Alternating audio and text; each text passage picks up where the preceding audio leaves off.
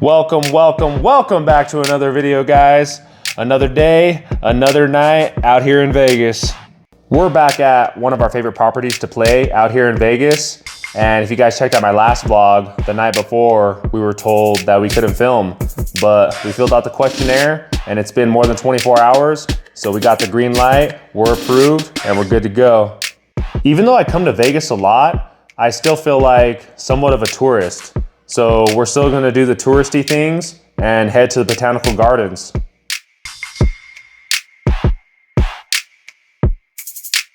Christmas and New Year's have always been my favorite holidays. And during this time, they just have some of the best arrangements of flowers throughout the whole year, in my opinion. If you guys haven't been here around this time of year, then you definitely gotta check it out. I mean, just look at all this stuff.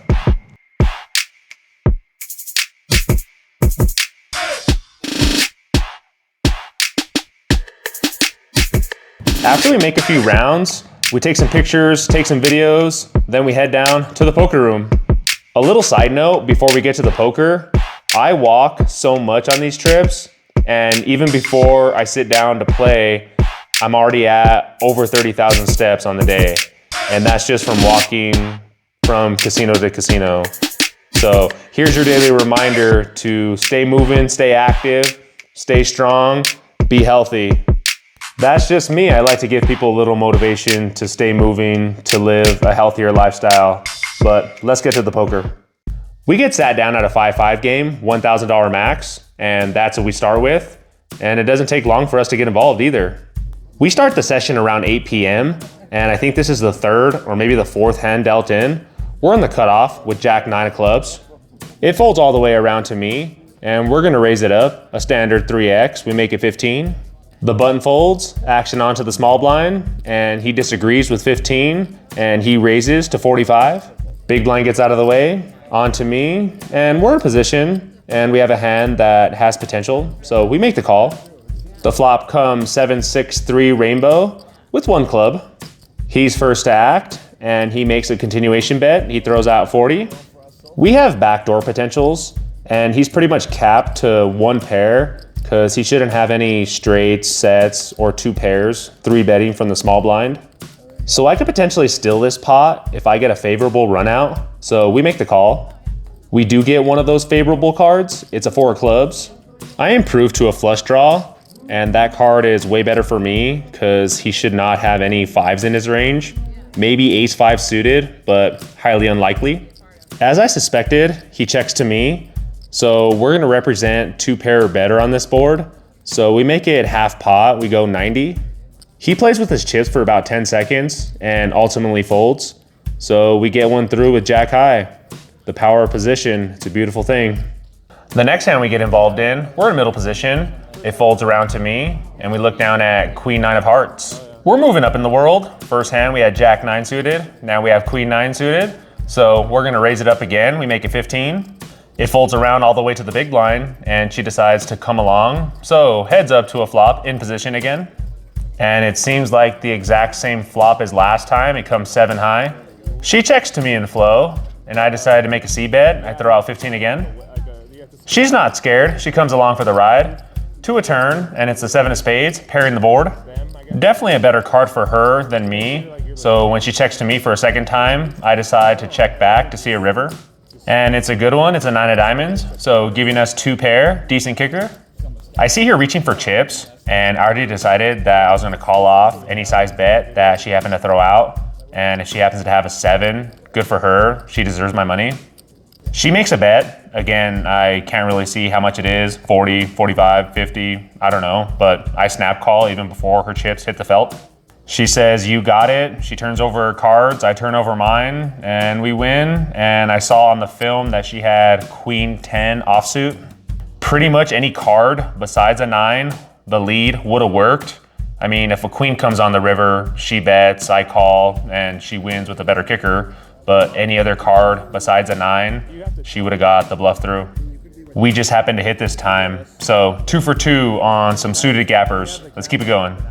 This hand should have been a lot more interesting. Folds around to the cutoff and she raises to 15.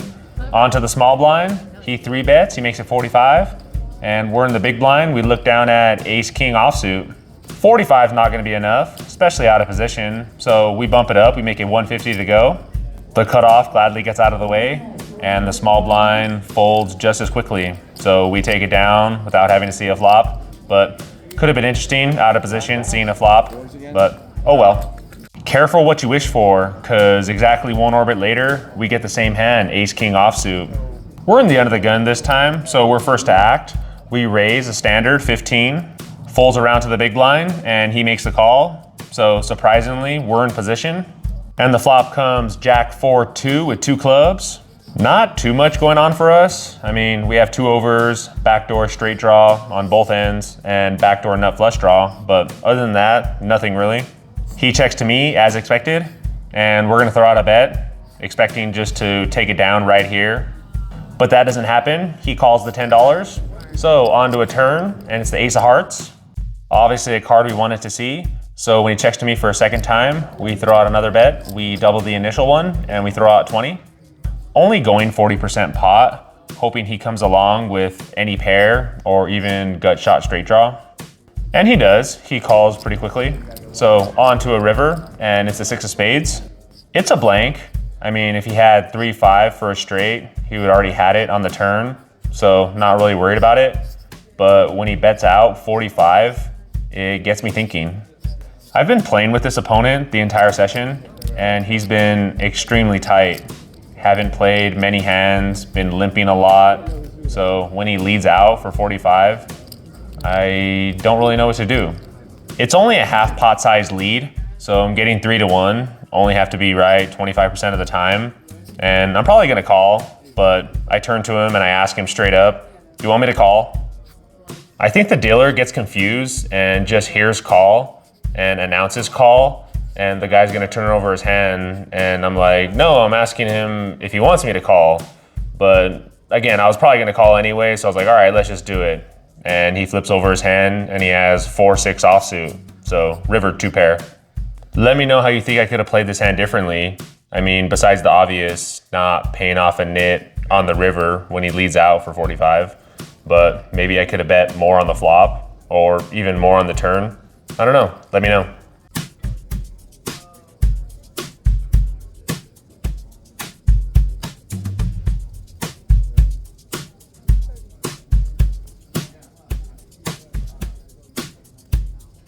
About an hour goes by into this next hand. We're in the hijack, and like all the rest, it folds to me. We look down at pocket 10s. We raise it to 15 again, trying to make it the same. We don't want to really be varying our raise sizes based on our hand strength. So that's just a little tip, keeping it consistent so you're less predictable on what you may be holding. The cutoff cold calls the 15. The button and the small blind get out of the way. Onto the big blind, and she raises to 75. This is the same player that I snapped off for 50 when she tried to make a move on the river. So maybe she's just sick of me raising all the time. Or maybe she actually has a hand, but I guess we're gonna find out because we make the call. Closing the action and getting a good price, the cutoff actually folds his cards. So we're in position again. Onto a flop, and it comes 8 jack 3 with 2 hearts. Only 1 over, and we have the 10 hearts to fall back on. On this board texture, I expect her to make a C bet with all her holdings pretty much 100% of the time, and that's what she does. She bets out, and she bets out 50. I think folding is out of the question, and we can go either way with raising or smooth calling. Smooth calling to keep all her bluffs in, like ace king, ace queen, or even a smaller pocket pair than mine. Or we can raise and charge hands that have equity against us, like 2 overs, ace king, ace queen, possibly with the ace or king of hearts. But in this situation, we decide to smooth call because I don't think any overpair is gonna fold on this board. So onto a turn, and it's not really the best, it's the king of hearts. Yes, the heart does help us a little bit and reduces the fact that she can't have ace king of hearts anymore. But that card is much better for her range than it is mine. Expecting her to bet again, but she actually doesn't. She checks to me. So when she does this, a few hands kind of go out the window, like pocket jacks or pocket kings, because with 3 hearts on the board, pocket kings should be betting, being afraid that another heart's going to come out on the river and kill her action. So now I'm thinking she either has air or ace queen of hearts for the nut flush. There's around $270, $275 in the middle, and we're gonna throw out a bet to see how she reacts. And we don't gotta make it too big to get that information. So we decide on a number, and the number is 110. She thinks for about 20 seconds and decides to make the call. So onto a river, not really sure what we wanna see, but it comes and it's the 4 of clubs, total brick. So we end up on the river with third pair. So now let's see what she wants to do. And she makes her decision and she decides to check to me. I go back and forth in my head. We do have a little bit of showdown value having third pair, but what do we really beat? Maybe ace queen with the ace or queen of hearts, or a smaller pocket pair, but that's about it. So I feel like if I bet, we're gonna get a snap reaction either way. We're gonna get either a snap call or a snap fold. There's about $500 in the middle, and betting, I need to make it around 300, maybe 325 or more to get it through. And that's if she has a hand like pocket queens or king queen for top pair. But with all that analysis, ultimately, I check it back. I show my cards, and she flips over ace jack offsuit. I'm like, damn, that is one of the hands where a bet could have easily worked. I know I said at the beginning of this video that power position, the beautiful thing. I had position in this hand and just didn't use it to my advantage. So do as I say, not as I do. Sadly for us, it takes about another hour, hour and a half to get involved again. And it's already well past midnight, and a lot of people have already left. So we're only 5-handed.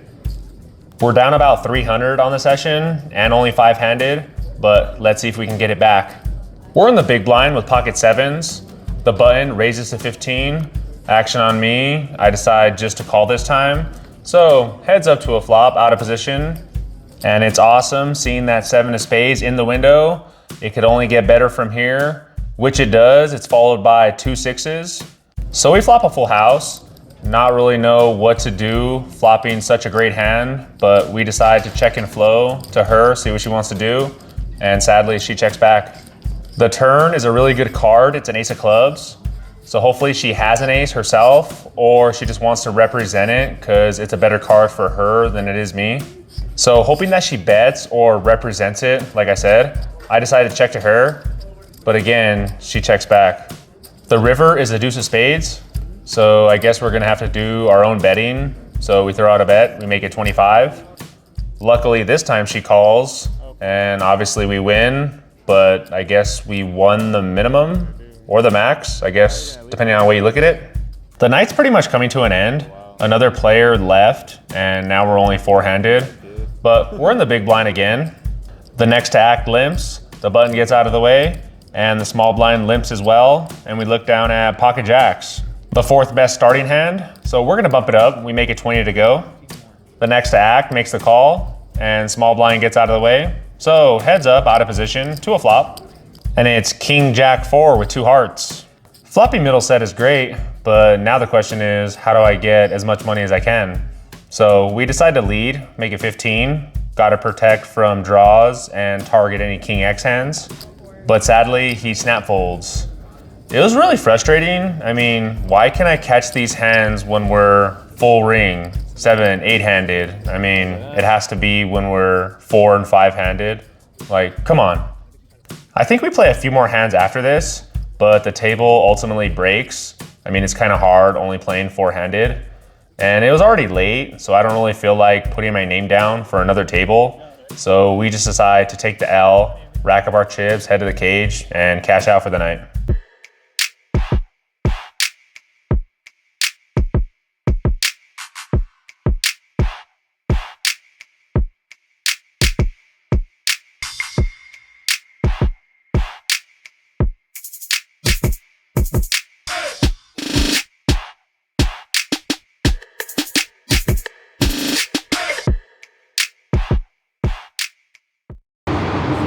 That is it, guys. Another session in the books at the Bellagio.